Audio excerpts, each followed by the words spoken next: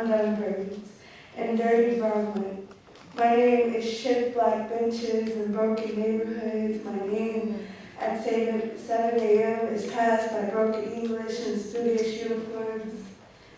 At 7 a.m., my name is surrounded by white styrofoam cups and ankle-ridden pens, cigarette breath, and nappy beards.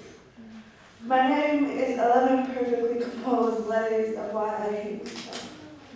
I soak the pages in coffee and burn off the edges. My name is an aesthetic.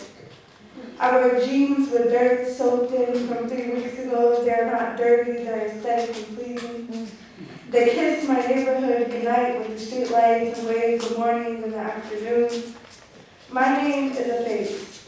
The face of my name has cheeks to rose and a complexion so pale. My name pumps balloons into dreams.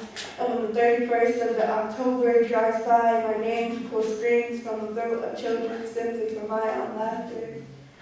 My name is a joke. That's what she says.